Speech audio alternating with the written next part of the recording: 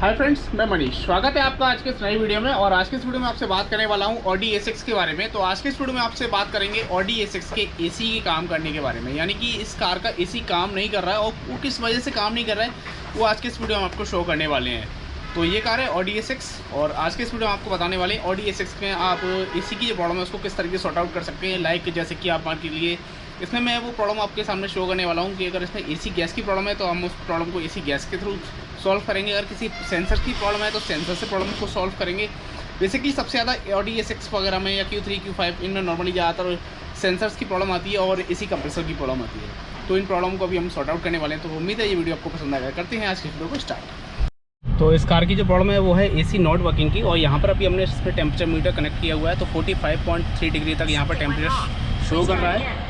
और इस जगह आप देख सकते हैं हमने एसी को ऑन किया हुआ है और टेम्परेचर लो पे सेट किया हुआ है। और बाहर का जो आउटसाइड टेम्परेचर है वो है 32.5 डिग्री। और अभी हम इसको स्कैन करेंगे लॉन्च स्कैन टूल से। तो हमें यूरोपियन सिलेक्ट करना होता है। यूरोपियन में हमें सिलेक्ट करना है, जैसे कि ये कार है ऑडी A6 तो ऑडी सिलेक्ट करेंगे। ओके,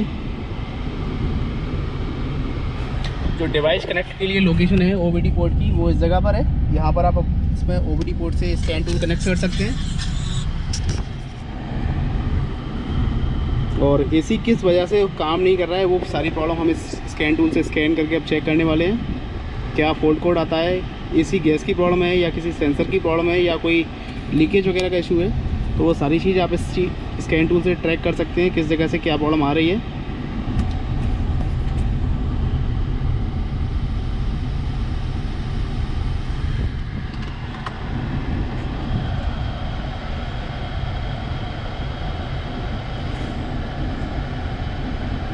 तो एयर कंडीशनर में अभी एक फॉल्ट है इसमें।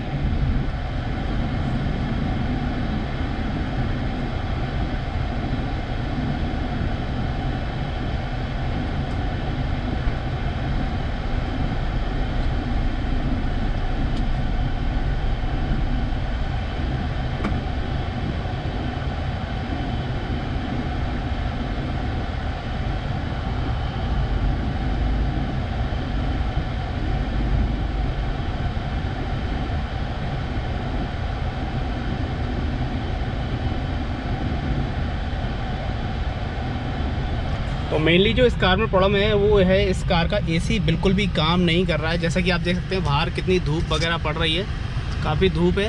ओके, और काफ़ी गर्म होने की वजह से एक तरीके से अगर मैं भी कहूँ तो इस समय जो वीडियो में शूट कर रहा हूँ वो कार के अंदर ही शूट कर रहा हूँ, क्योंकि इस समय इस कार का एसी चालू नहीं है और मैं गर्मी में बैठ के ही इस कार का वीडियो शूट कर रहा हूँ आप लोगों के लिए। तो काफ़ी प्लीज़ थोड़ा सा फ्रेंड्स इस वीडियो को लाइक कीजिए, शेयर कीजिए और चैनल को सब्सक्राइब कीजिए, क्योंकि काफ़ी मेहनत लगती है एक वीडियो को शूट करने के लिए।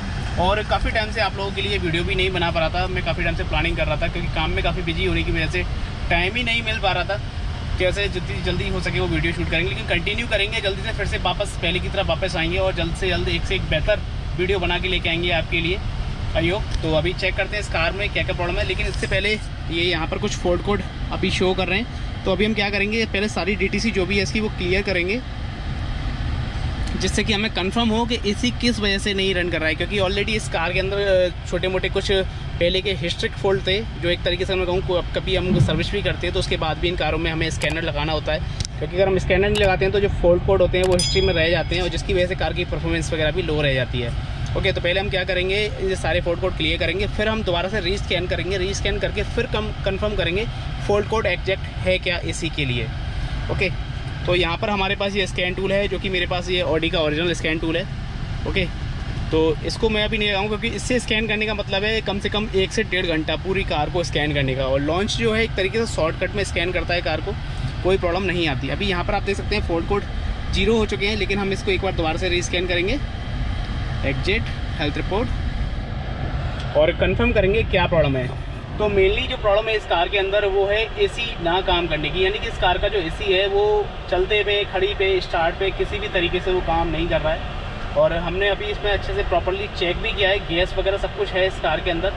लेकिन मेनली गैस होने के बाद भी अगर एसी नहीं काम करना हो रहा है तो फिर वो जो प्रॉब्लम होती है वो होती है स्कैन टूल से ही कंफर्म हो पाता है कि आखिरकार फॉल्ट किस जगह पर है। कोई वायरिंग का प्रॉब्लम है या फिर कोई प्रेशर सेंसर का प्रॉब्लम है या फिर एसी कंप्रेसर का सोलेनोइड का प्रॉब्लम है या कोई भी मतलब अदरवाइज किसी भी सेंसर का प्रॉब्लम रहेगा तो वो स्कैन टूल से ही कंफर्म हो पाता है। तो अभी हम वो सारी चीज़ डिटेक्ट कर रहे हैं किस जगह से क्या फॉल्ट है। तो अभी देखिए मैंने स्कैन किया हुआ है, तो यहाँ पर रीस्कैन करने के बाद अभी एयर कंडीशनर में एक फॉल्ट आ रहा है, सेंट्रल एयर कंडीशनर में भी एक ही फॉल्ट आ रहा है। अब देखते हैं इसमें ये क्या फॉल्ट आ रहा है, बाकी का इंजन अदरवाइज जो भी मॉड्यूल में प्रॉब्लम थे वो सब कुछ क्लियर हो चुके हैं। ओके, तो ये सारी चीज़ अभी स्कैन करके कंफर्म करेंगे और ओके करेंगे इस कार को। तो अभी 67% यहाँ पर ये कार डायग्नोस हो चुकी है, 70% हो चुकी है, 73% है, अभी नहीं। क्या हो गया, दे रहा हूँ, बॉड खोलिए उसका।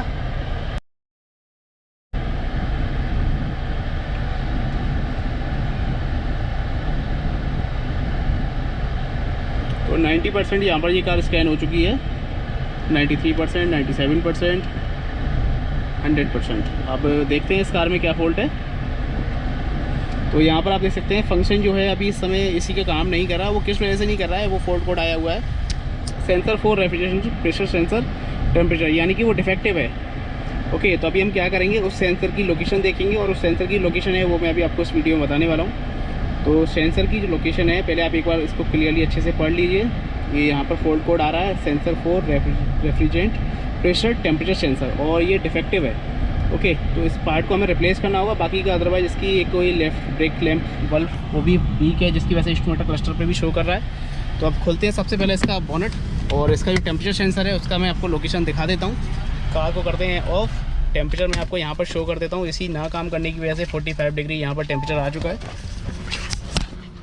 कार सर खोलो बोनट। तो सबसे पहले आपको इसका जो बोनट है उसको ओपन करना है, और जो सेंसर की लोकेशन है वो आपको इंजन के इस एरिया में कहीं भी देखने को नहीं मिलेगी, क्योंकि वो जो सेंसर की लोकेशन है वो थोड़ा हिडन एरिया में रहती है। उसके लिए आपको ये जो ऊपर का कवर है, इस कवर को आपको हटाना होगा। इस कवर को हटाने के लिए आप इस जगह से ऐसे करके इस तरीके से आप इसको पुल कर सकते हैं। और 2 बटन लॉक दिए हुए हैं यहाँ पर, ये दोनों आपको लॉक हटाने हैं। लाओ टूल लेके आओ, लॉक हटाओ। ये दोनों लॉक है वो हटा दिए। अब रही बात प्रेशर सेंसर लोकेशन, तो ये इस जगह पर इसका प्रेशर सेंसर का लोकेशन है। और सबसे पहले हमें क्या करना है, इसकी जो वायर है इसको फिजिकली चेक करना है, कहीं से कोई वायर वगैरह ब्रेक तो नहीं है या टूटा हुआ तो नहीं है। तो ऑलरेडी आप देख सकते हैं यहाँ पर सारी जो वायर हैं बिल्कुल ओके हैं, क्योंकि जर्मन कार में स्पेशली वायरिंग की प्रॉब्लम बहुत ही नॉर्मल आती है, यानी कम ही आती है, कम ही केसेस में। तो सबसे पहले हमें ये सॉकेट निकालना है, उसका जो प्रेशर सेंसर है इसको हम रिप्लेस करेंगे और चेंज करके फिर DTC क्लियर करके चेक करेंगे इसका जो AC है वो परफेक्ट काम कर रहा है या नहीं। तो एक तरीके से अगर मैं आपसे कहूँ तो प्रेशर सेंसर ये इस टाइप का होता है, जो कि मैंने ऑलरेडी नया इसके लिए परचेज किया हुआ है। तो ये सेंसर हम इसके अंदर यहाँ पर इंस्टॉल करेंगे, जिसकी लोकेशन है, और ये आपको एंटी क्लॉकवाइज ही खोलना होता है। तो निकालते हैं इसके वायरिंग सॉकेट को और रिप्लेस करते हैं इसके इस AC प्रेशर सेंसर को।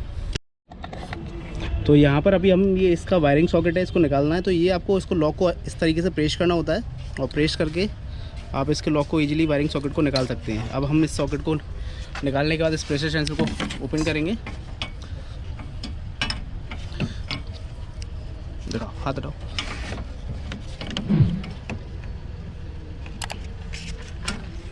तो ये आपको इस तरीके से खोल देना है।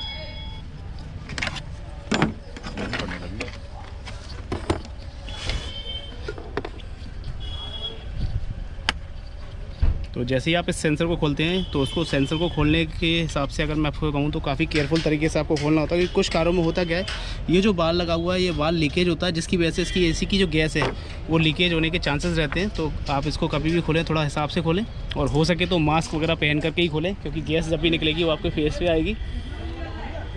और ये था नया सेंसर। ओके, तो ये था ओल्ड और ये है न्यू। तो अभी हम इसमें फिटिंग कर देते हैं सेंसर को, जिस तरीके से हमने इसको खोला हुआ था। हाँ, और चेक करेंगे इसका AC। आ रहा हूँ एक सेकंड। और ये इस तरीके से आपको टाइट कर देना है, और उसको खोलने और कसने के लिए आपको यहाँ पर 24 का एक रेंच यूज करना होता है। ओके, तो ये टाइट हो चुका है। अभी हम इसका जो वायरिंग सॉकेट है इसको फिटिंग कर देते हैं इस जगह पर। तो ये प्रॉपर्ली लग गया है। बाकी का जो हमने इसके ऊपर का पूरा कवर वगैरह खोला हुआ था उसको परफेक्टली फिटिंग कर देते हैं, फिर से कवर लगा देते हैं, क्योंकि जो फॉल्ट कोड था वो इस सेंसर का ही था। वायरिंग बिल्कुल ओके है, वायरिंग में कहीं कोई प्रॉब्लम नहीं। सेंसर हमने चेंज कर दिया, सेंसर डिफेक्टिव शो कर रहा था स्कैन टूल पे। और करते हैं इस कार को स्कैन। और फिर चेक करेंगे एसी जो है परफेक्टली काम कर रहा है या नहीं। तो यहाँ पर जो पहले का टेम्परेचर आप देख सकते हैं 47 डिग्री तक टेम्परेचर जा चुका है। इंजन को करते हैं स्टार्ट। सबसे पहले एसी को मैंने ऑन किया है और ब्लोवर को फुल स्पीड पे किया हुआ है। ओके, और एसी चेक करेंगे 47 से 46, 45, यानी कि एसी जो है काम करने लगा है। 44 डिग्री, 43, 42, 41, 40, 39। तो आप देख सकते हैं टेम्परेचर जो है वो डाउन हो रहा है और एसी एक तरीके से अगर मैं कहूँ तो कूलिंग आ चुकी है। एसी में कहीं कोई आपको कोई प्रॉब्लम नहीं लग रही है, एकदम परफेक्ट। और करते हैं इस कार को एक बार स्कैन। तो जो पहले जो फोर्ड कोड शो कर रहा था वो कुछ इस तरीके से था। तो पहले जो फोर्ड कोड शो कर रहा था वो कुछ इस तरीके से था। इसको करते हैं क्लियर DTC। जब तक ये DTC क्लियर करता है तब तक हम यहाँ पर टेम्परेचर शो करते हैं आपको। ये देखिए 28 डिग्री, 27 डिग्री, और अभी टेम्परेचर जो है वो डाउन किया जा रहा है। 26 तक टेम्परेचर आ चुका है। 25, 24, 22। तो DTC जो है क्लियर हो चुका है। एक बार फिर से इसको बैक करेंगे। फोल्ड कोड 0 हो चुके हैं, फिर से बैक करेंगे और रीस्कैन करके चेक करेंगे। ये देखिए 20 डिग्री पर टेम्परेचर आ चुका है। 20 से भी नीचे डाउन गया। तो एसी एकदम परफेक्ट काम कर चुका है। तो मेनली जो प्रॉब्लम थी इस कार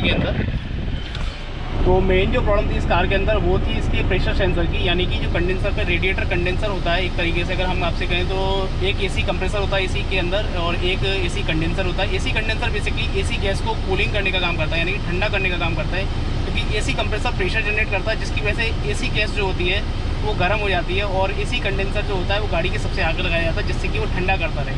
और ये जो सेंसर होता है ये उस टेम्परेचर को डिटेक्ट करता है। डिटेक्ट करके वो एसी कंप्रेसर को ट्रिप भी करता है। अगर प्रेशर हाई होता है तो ट्रिप करेगा, लो होगा तो भी वो सिग्नल देगा एसी कंप्रेसर को, यानी कि उसके हिसाब से ये अकॉर्डिंग वो एक तरीके से कूलिंग करेगा। तो यहाँ पर अभी हमने वो सेंसर को रिप्लेस कर दिया है। एसी एकदम परफेक्टली काम करने लगा। जहाँ पर टेम्परेचर था 47 डिग्री तक, 48 डिग्री तक टेम्परेचर पहुँच चुका था और अभी हमने सेंसर रिप्लेस कर दिया। टेम्परेचर बिल्कुल डाउन हो चुका है और DTC भी क्लियर हो चुकी है।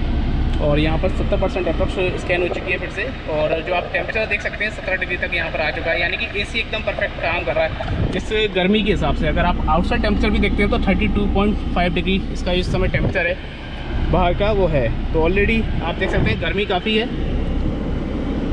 तो बिल्कुल ओके हो चुकी है कार। जो मेन प्रॉब्लम थी आज के इस वीडियो में हमने आपको शो की हुई है। एसी बिल्कुल एकदम ओके है। अब ब्लोवर की थोड़ी स्पीड कम कर देते हैं। और हमें स्पेशली ध्यान रखना है जब भी हम एसी ऑन करते हैं तो ये रीसर्कुलेशन वाला बटन हमें ऑन करना होता है, क्योंकि बाहर की जितनी भी धूल मिट्टी वगैरह होती है, जो भी स्मेल वगैरह होती है वो यहाँ पर अंदर आने लगती है। तो इसको हमेशा आप रीसर्कुलेशन पे करके रखिए। इसको आप ऑफ ना रखें, इसको हमेशा इस तरीके से रखिए। जितनी भी स्पेशली मैं अपनी तरफ से ये आपको बोलना चाहूँगा, जितनी भी लग्जरी सेगमेंट की जो कारें होती हैं, ओके। और यहाँ पर हमने देखिए फोर्ड कोड स्कैन किया। अब ओनली एक ही फोर्ड कोड है जो कि है लेफ्ट ब्रेक लैम्प बल्ब 2, क्योंकि वो इसका लेफ़्ट साइड का जो एक तरीके से अगर मैं कहूँ पीछे का टेल लाइट है वो ख़राब है, जिसकी वजह से ये फोर्ड कोड आ रहा है। लेकिन जो एसी का फोर्ड कोड था वो परफेक्टली जा चुका है। तो हमने जो भी स्कैन किया है वो लॉन्च के स्कैन टूल से किया है। मैंने ऑडी का ओरिजिनल स्कैन टूल इसमें यूज ही नहीं किया है। वो मेरा लैपटॉप वगैरह सब कुछ साइड में रखा हुआ है। और एसी का जो टेम्परेचर है ये देख सकते हैं आप। मैंने एक तरीके से अगर नॉर्मल टेम्परेचर किया ना और ब्लोअर स्पीड कम की तो ये 14 डिग्री तक यहाँ पर टेम्परेचर आ गया, यानी कि एसी एकदम परफेक्टली काम कर रहा है न्यू कार की तरह। ना ही मैंने इसमें कोई एसी की गैस रिचार्ज की है ना कुछ किया है। इंजन भी स्टार्ट है, एकदम ओके है, ओके। और जो रेडिएटर फैन वगैरह हैं वो भी परफेक्टली काम कर रहे हैं। ये देखिए रेडिएटर फैन वगैरह भी परफेक्ट चल रहे हैं। और ये हमने इस जगह पर इसके लॉक है ये लगा दिए हैं। तो ये दोनों लॉक आपको इस तरीके से लगा देने होते हैं। तो ये थी ऑडी A6 जिसका हमने रिप्लेस किया था एयर कंडेंसर प्रेशर सेंसर। और जो भी प्रॉब्लम थी वो वीडियो में मैं आपको शो की हुई है। तो आई होप आपको ये वीडियो पसंद आएगा। तो अगर आपको हमारी वीडियो पसंद आए तो प्लीज़ हमारी वीडियो को लाइक कीजिए, शेयर कीजिए, चैनल को सब्सक्राइब कीजिए। मिलते हैं जल्दी नई वीडियो में नए टॉपिक के साथ। जब तक के लिए देखते रहिए मनीष का टेक। जय हिंद, वंदे मातरम।